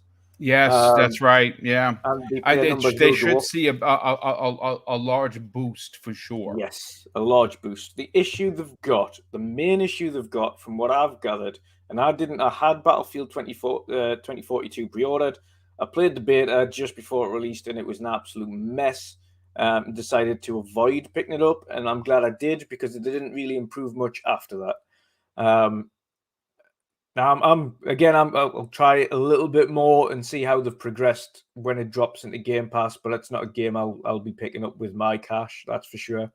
Not for no $70, and you, nope. I think, was it $90 in the UK? Yeah, it's ridiculous. So yeah, it wasn't worth the investment. The issue they've got again is that there was so much wrong with the game, so much basic stuff that went wrong with the game. And right now, one of the main issues is horrific spawns. Literally being able to just spawn a vehicle on spawn points and kill people as they're spawning. And it's an issue that's been there for a long time, and they're not giving them any resolution dates or whether or not they're going to resolve it at all. So the spawn system's all messed up in a game that really requires you to stay alive for longer than 0.0 of a millisecond. There was a lot of UI issues with the game itself. They didn't even have a leaderboard for a multiplayer game, for crying out loud. Like, why would you create a team-based multiplayer game and then not have an actual scoreboard? I didn't even know that, dude. I didn't even know that. Yeah, they didn't even have a scoreboard. Like, it took several updates to get something like that into the game. Like, why would you do that? It's a team-based game where scoreboards are required. There was just so much wrong. The weapon customization, when you put that on as well, it was neither here nor there. It would work as soon as you die. You had to recustomize again. Even if you changed over, sometimes the customizations wouldn't stick, and then you had to put the modifications back on again. So it was a good, in theory, concept of how you would put attachments onto your weapon, but in practice, you're not going to be running around the battlefield changing your scope every 2 seconds, or attaching and reattaching silencers, or changing magazine sizes and putting different stocks on your gun in the middle of a battlefield. It's great in concept, but in reality, you choose your weapon customizations, you go into a game, that's it, you're done, sorted. It's nice, straightforward, keep it simple. Like the old adage, KISS, keep it simple, stupid. Don't go over the top. Keep it nice and easy. Work on the things that need worked on, i.e. the net code, for instance, is one of the major things they needed to fix. The basics of a multiplayer game, which is your leaderboards and your spawn issues and things like that. And those are the things that they didn't fix. And now it's to the point where they've essentially said, yeah, we're not really going to be doing anything else to this game. It's not going to be getting expansions. We've already essentially taken the vast majority, if not 95% of the developers away from that game, and they're already working on the next Battlefield. So they've already essentially canned 2042, pretended it didn't happen, and is now just moved on, which I think is an absolute shambles. I think they owe it primarily to the people who've purchased the game and spent a lot of money on the Ultimate Edition or whatever it was for like $100+ or pounds, whatever it was over there, $120, £100 for the big version, and essentially just spat in their face is what you're looking at there. Yeah, Is them bad. just saying, you spent a lot of money and we don't care because we're Yeah. not going to give you anything that you were promised. So I don't blame those people for walking away from it after spending that and feeling like they're getting ultra burned. It's just a shambles. EA need to really take a step back, much like, and we have to use Star Wars as an example here. Yeah, good point, because Impella really, I mean, what him and his team did with Star Wars to bring I mean, that is probably one of the best-selling Star Wars games in decades. Yeah. And what you had to look at there is them saying, let us make a Star Wars game that doesn't revolve around microtransactions. It's a story-based single-player game, and look how well it did. Phenomenal. And then you also had Squadron, which was also an awesome game that wasn't relying on microtransactions and things. It was a story-based game around X The game was fighters excellent, by the way. yeah. X-Wings and TIE Fighters, sorry. And it was just awesome. It was a good little story mode. It was a good game. But that was 2 back-to-back games that proved to EA you don't need to build these multiplayer games that are filled with microtransactions like Battlefront and Battlefront 2. Of course, Battlefront 2 itself almost ruined the franchise it was for EA because they got involved in it too much and created something that it shouldn't have been.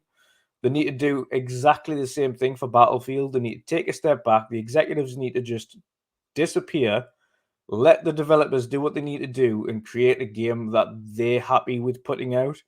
The same happened with Cyberpunk.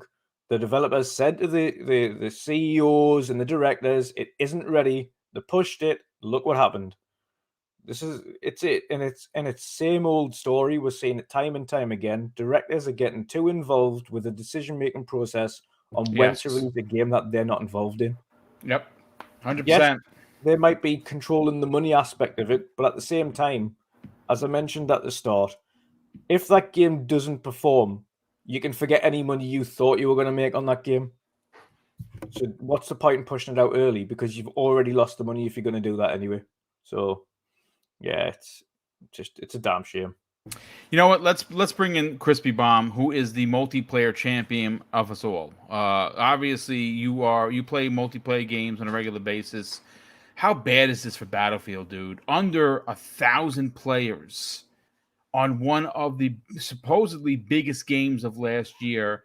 And what's interesting is there are currently 20 times more players on a game, Crispy, that released in 2018 in Battlefield 5. Oh, boom. You ever watch a game die? Yeah, being a multiplayer gamer, you watched a game die. If you are a Battlefield fan, the game is dead. And unfortunately, EA has a track record now. I mean, Anthem. Anybody remember that game? Yeah, not so. That was pretty sad. You know, the premise was amazing. I played the alpha or whatever, but just the way, like, all the things that matter, you know, and that's even like, you know, Dutch just described some of the issues. They're things that, you know, you don't think of until there's a problem. You know what I'm saying? And then it's like, oh, we're gonna take forever to fix it. It's sad. I mean, and my example is Gears of War Judgment. That is an easy example for me. I watched Gears die in front of my eyes. Yep, and you're a diehard Gears fan, so and that is exactly what happened, because back then concurrent players weren't just part of it. You had to buy the game, had to do all that shit. And I'll tell you, there was 30,000 after like a week of Judgment, 30,000 in Gears 3 immediately. Yeah. Like, and then that's when I just switched back over. And I'm sure, I mean, like, I went back into a game way before Game Pass, and there was like one person in every lobby, and you're talking, you know, 20 people are supposed to be in there. You know what I mean? So it's like, you know, there are certain game modes that they've taken from it, but other than that, the game was, you know, that's the reason why Epic sold them. So you look at this and you say, man, Battlefield, how are they gonna reinvent this? Bring back Bad Company. Yes, yeah, bring Please. and bring We have- both back. Give us an incredible multiplayer, but bring us back to the single player that mattered. I don't know how many people missed on Bad Company 1 and 2. I loved Battlefield 4's They single were player. so Battlefield 4 single player was excellent. There's no doubt about it. But Bad Company is and listen, Zampella, he's a smart man. And he is, listen, everything he touches is gold.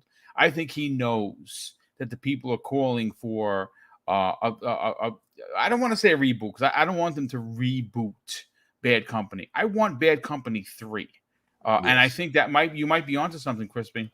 Yeah, I mean, how else are you going to reinvent? You still have the Battlefield name attached.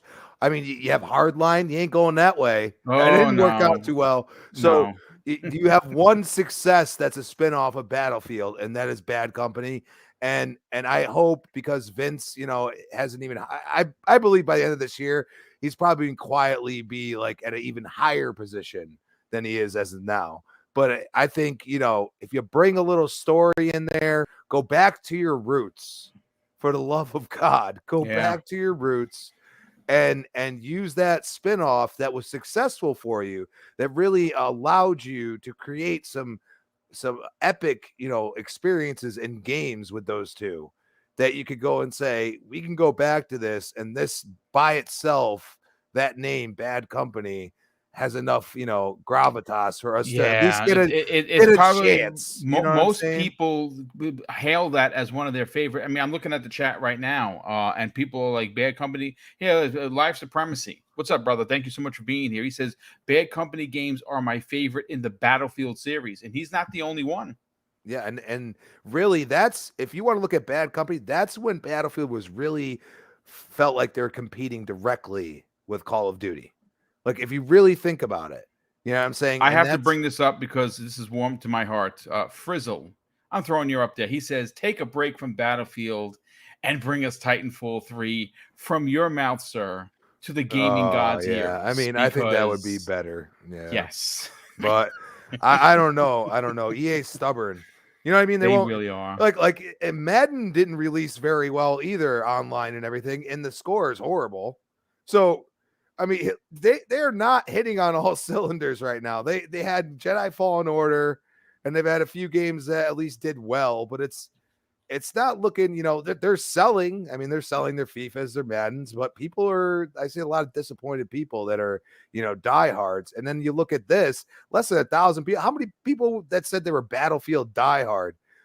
I feel like there should be way more than 1,000 at least, just riding it out. So that's how bad the game is for them. And that tells you something. They gotta, go back to the drawing board. And, like I said, like, you have an IP that people love with just Bad Company. You just put that there, and then you really flush out a story with a good multiplayer, even if it's like Call of Duty-esque.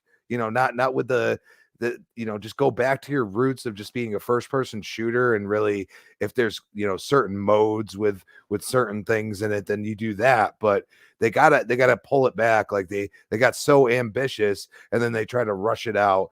And this is the result. Your game is dead. It's done. Yeah, 100%, no doubt about it. Everborn, let's grab your opinion. Are you there, sir? Yes, I am. Well, listen, you obviously understand what award-winning is, and that is the Everborn Saga. But what's a failure is apparently Battlefield 2042, under 1,000 players. Can Vince Zampella save the franchise from disaster? Well, Boom, that depends. And I just want to get a clarifying number here. Are they saying under 1,000 Steam players or under 1,000 total players? Well, this comes to us from, it says on Steam. This is on PC. Okay. Yeah. So, the reason I'm asking that, right, is, we've seen some Steam numbers for Halo Infinite, right? That weren't great. They weren't under 1,000, but they weren't great. And, a lot of the response to that was Steam isn't the only place people are playing it, because a lot of people are playing on PC, but they're playing, from the Microsoft Store, or they're playing it on console. So there's a lot more. They could be playing on Xbox One, Series X, Series S. So there's a lot. There could be a lot of people playing. So that's why I asked that clarifying question. Now, that does not excuse Battlefield 2042, and I was checked out of Battlefield 2042 when they said they were axing the single player mode. Yep. The campaign, and still charging $70. Yep. And I just want to give a shout out to all of the people, because they were so invested in the idea of $70 games that they tried to defend that at the time. They were taking away things from you, like the campaign, which it has traditionally had, and raising the price.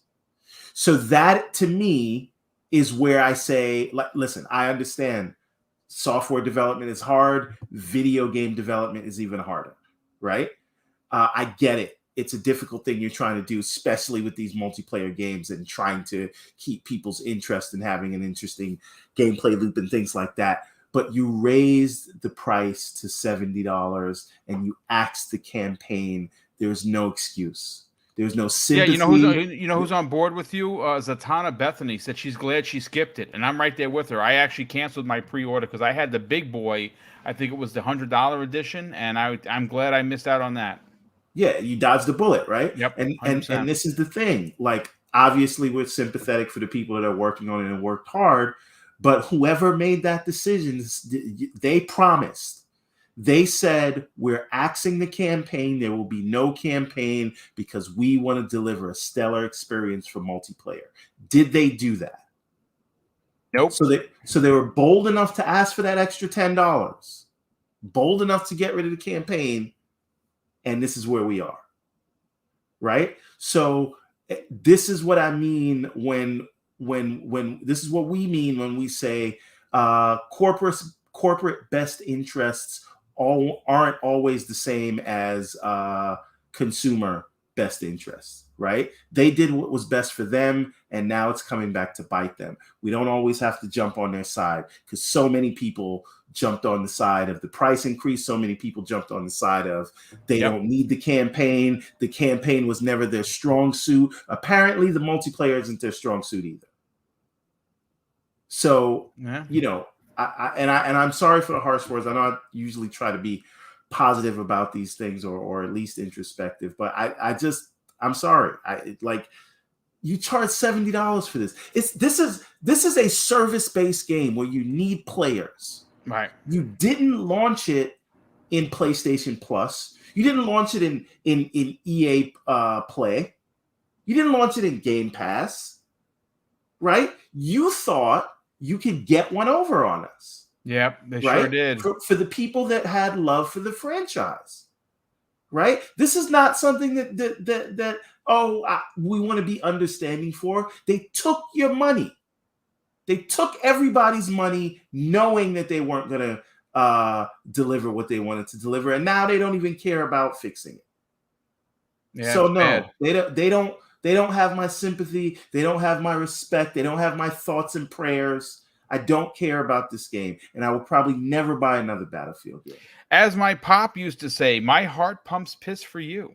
So there you go. That's what we said in Battlefield. And that's really the thing. Like, you made your bed, now lay in it. Yeah. You couldn't be bothered with a campaign.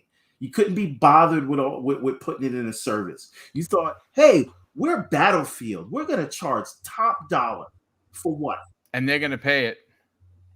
Right? Yeah, no, absolutely. They actually, it's a great point because you said something that's very interesting. And I want to bring this to Dave. Everborn made mention of an interview where they said they axed the single player campaign because they wanted to bring you and me and everyone else who would have bought the game if it was good, the best online Battlefield they've ever played. And they failed.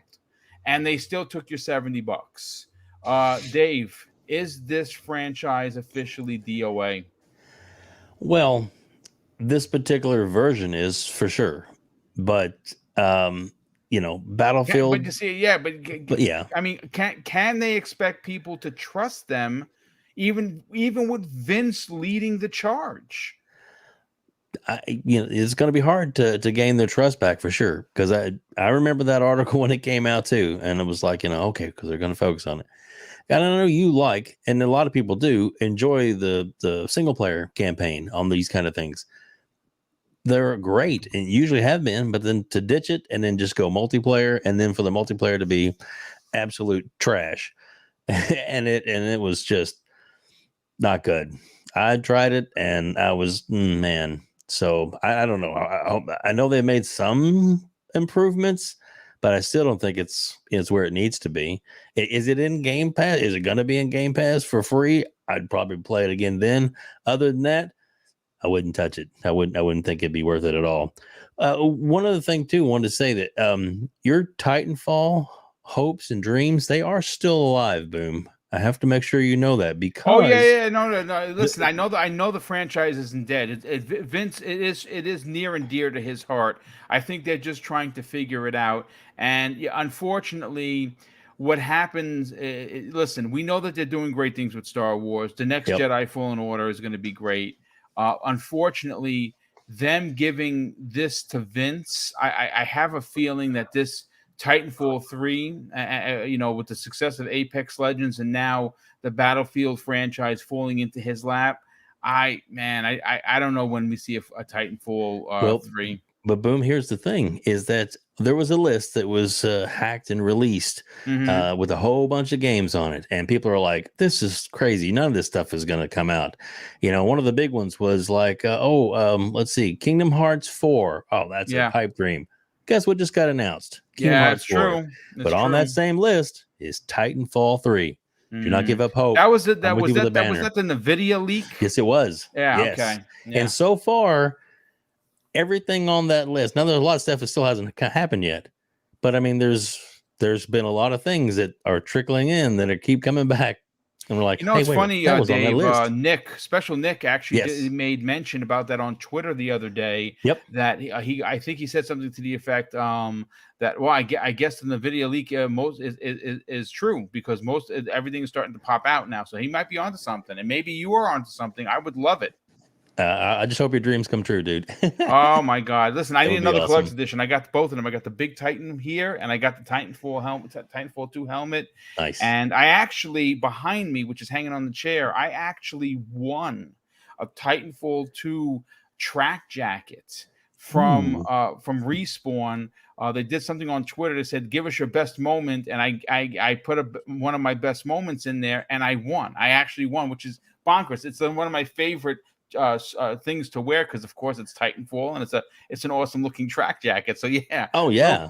So real quick, Zatanna Bethery drops an additional $5 super chat and says, each game I've pre-ordered hasn't broken the internet with bad news in recent years. Starfield pre-order will make or break the future pre-orders for me. Yeah, I don't think you're going to go wrong with Starfield. I think Starfield is going to be a banger. But listen, folks, that's your show.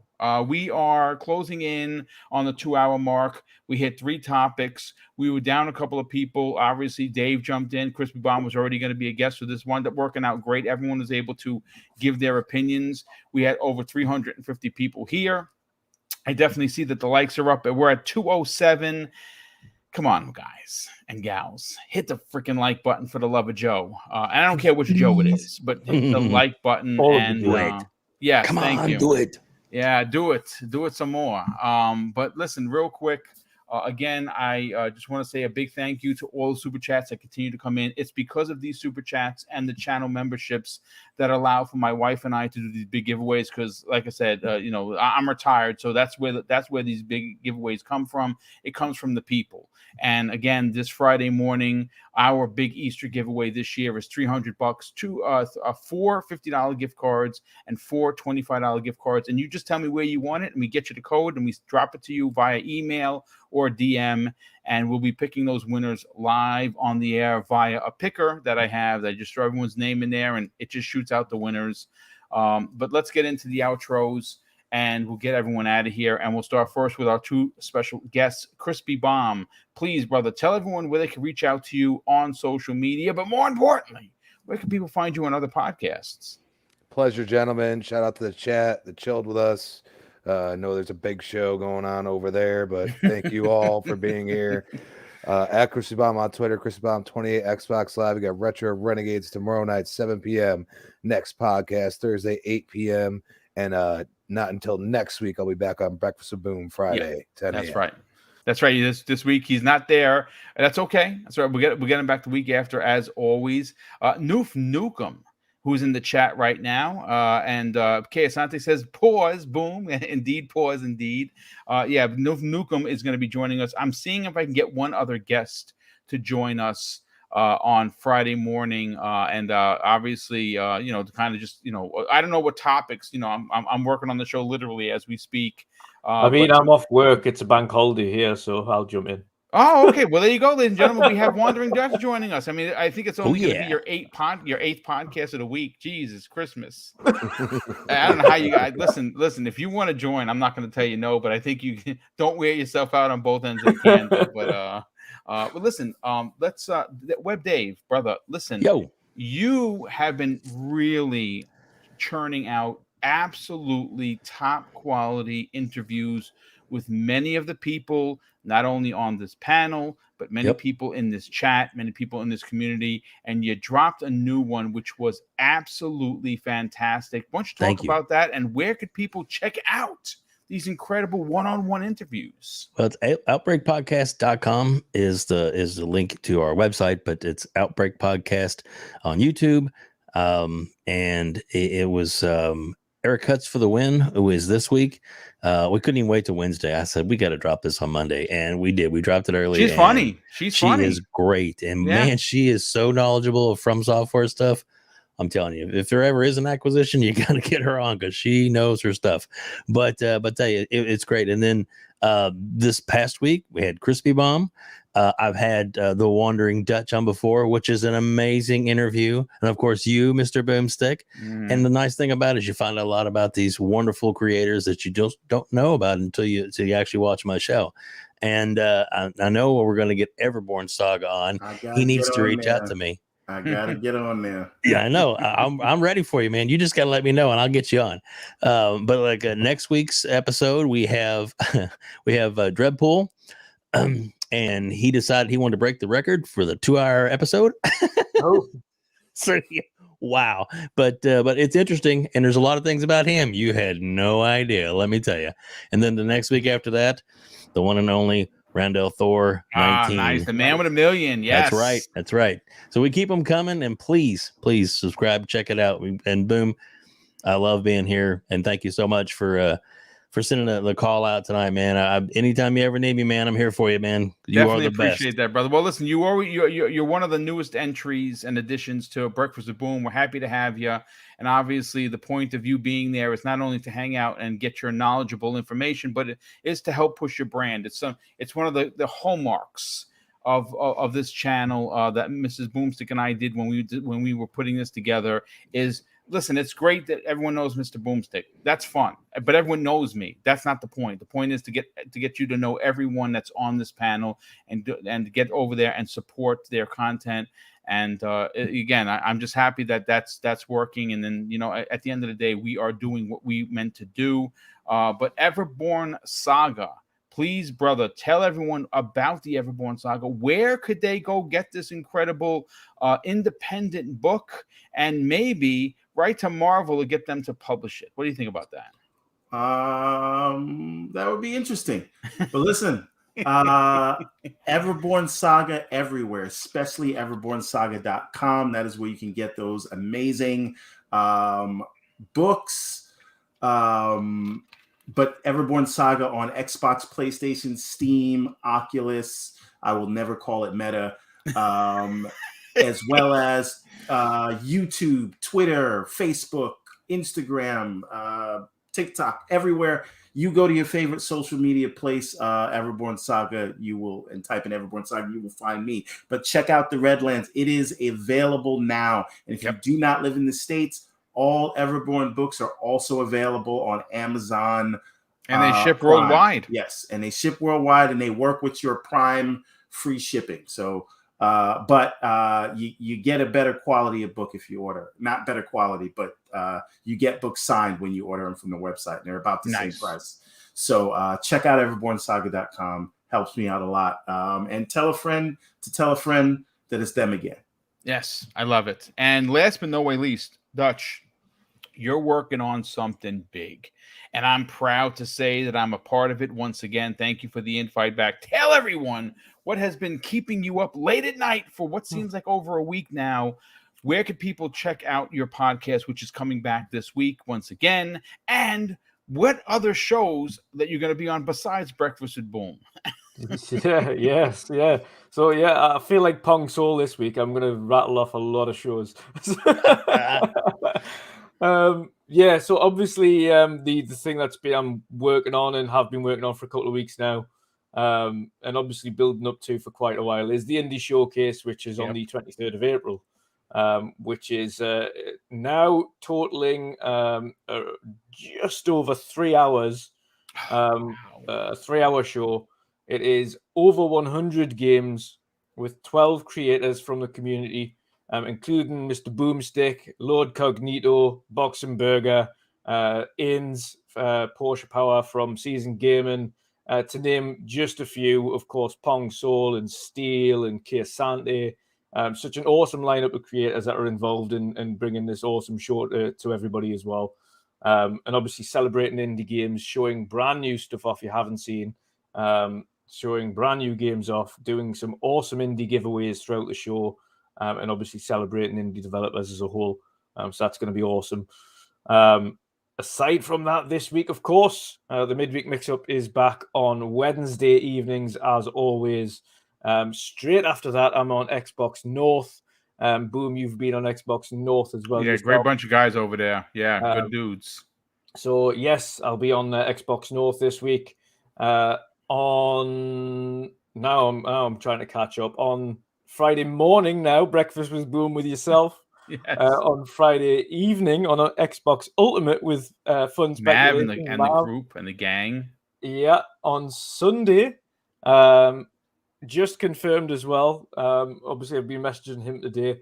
But Special Nick is joining ourselves for the weekend edition of the Midweek Mix-Up. Nice, dude. That's awesome. We love Nick.